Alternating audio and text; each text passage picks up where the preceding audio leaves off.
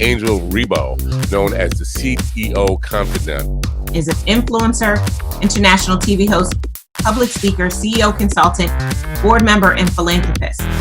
I was always doing the same thing. So I was always helping my employers to develop their businesses.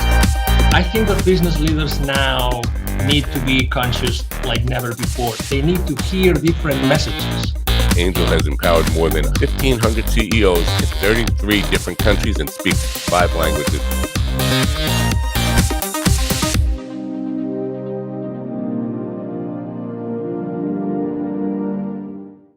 Hello, everybody. This is Angel Rebo, the CEO Confidant, with another show of the CEO Confidant TV. And we are here today again with Mr. Neville Joffe, the executive educator. Hi, Neville. How are you? Good. How are you, Angel? Good to see you. Good to see you. So just to put things in reference so that you know, Neville is an executive trainer, executive educator. He's trained more than 20,000 C-level executives and business operators in large corporations for the last 25 years. I'm talking about companies like Hallmark Cards, Campbell's Soup, Constellation Brands, and many others. So, you know, we're going to have the conversation around, our conversation around chapter number 9 of your latest book, which is called, you know, The Baker's Dozen Rules of Highly Successful Business Operators.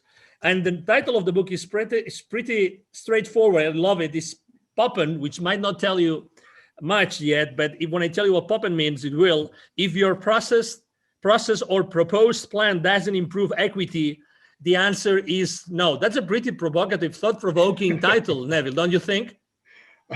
Yes. So it's just some background to this.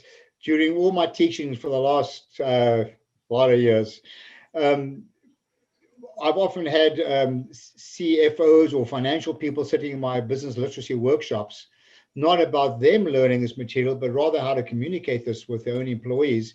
And I used to hand out a certificate, I still do actually, hand out a certificate of POPPEN to see if your process or proposed plan does not improve equity. The answer is no.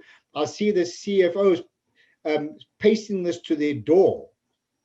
Right. So if somebody were to walk in and ask for more budget or ask for another resource, they point to the certificate on or this document on their door and say, if you cannot explain to me how what you're requesting improves equity or EBITDA, depends how you use the E, go back to the drawing board and come back to me with a business plan or a reasonable explanation.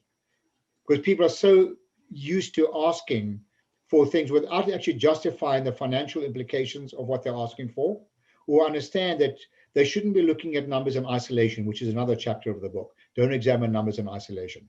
Understand the touch points. Right. Or this financial decision that you've now made.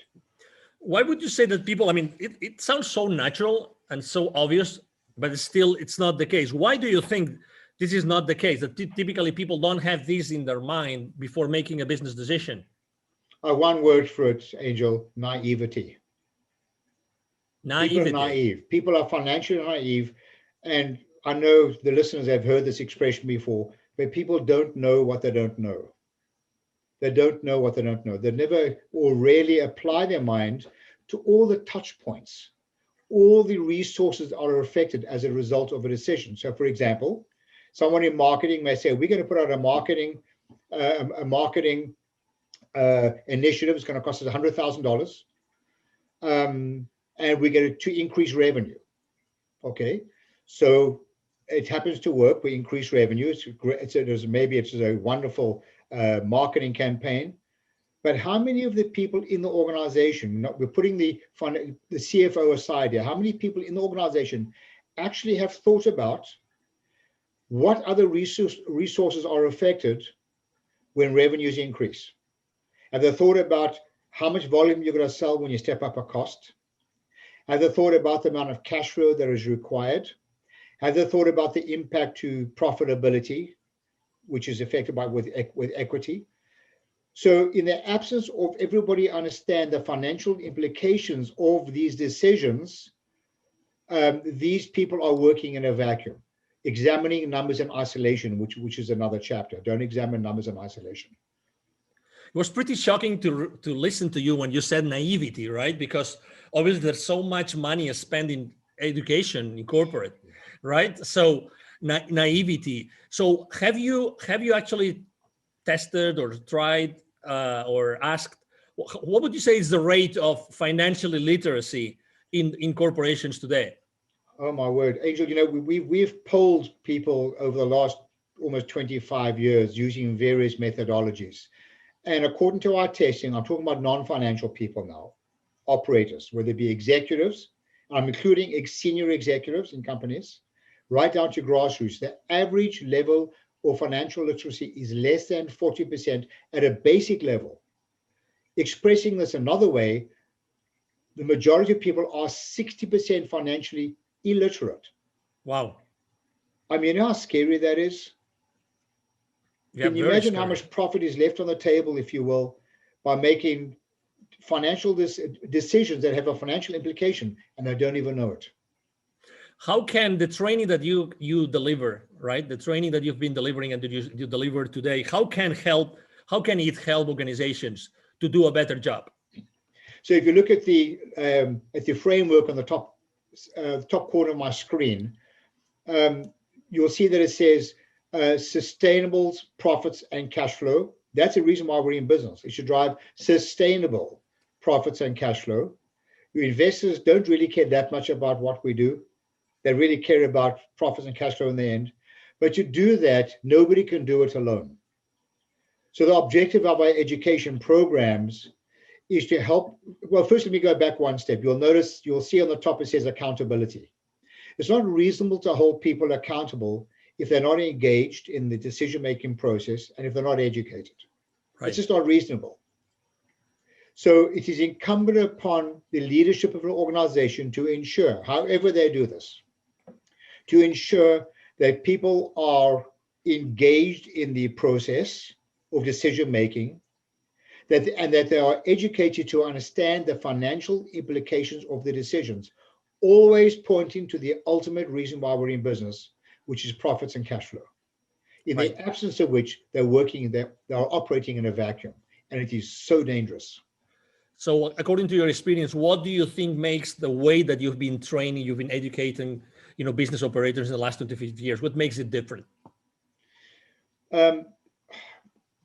I think it's fair to say that there are many non-financial people that would rather have root canal without anesthesia than have to sit down and go through and learn about finance, accounting, anything related to the word finance.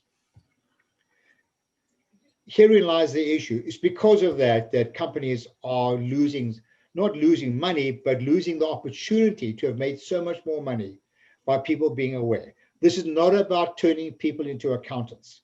It's not about debits and credits. It's got nothing to do with any of that. It's got to do with understanding the story behind the numbers on a set of financial statements, because that is all your shareholders care about. That is the scorecard that will tell them success or failure of a business.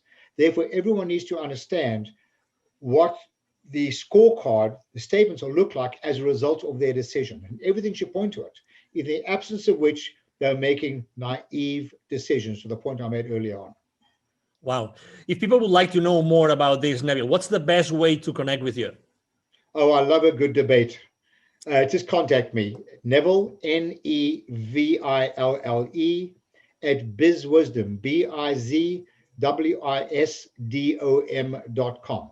I'd be delighted to share more information with you and to tell you how you can go about getting your people literate and making fiscally responsible decisions. Wonderful. Thank you. Thank you very much for being with us today and for sharing so much, Neville. You're most welcome, Angel. Pleasure as usual. Absolutely. And everybody listening and watching us today, thank you very much for being with us today. It's been a pleasure to have you here. I'm sure that you have enjoyed this conversation with Neville Joffe as much as we have, and we hope to see you soon in our next show. Thank you very much. Have a great day. Bye-bye. Thanks. Bye for now. Thank you so much for watching our show today. The entire team of the CEO Confidant appreciate your time and attention. If you think that you are a good fit for the CEO Confidant TV, please connect with us on LinkedIn. We hope that you enjoyed today's show as much as we did. See you soon. Angel Ribo, the CEO Confidant. Email address angel@angelribo.com. Don't forget to follow me on LinkedIn. Thank you.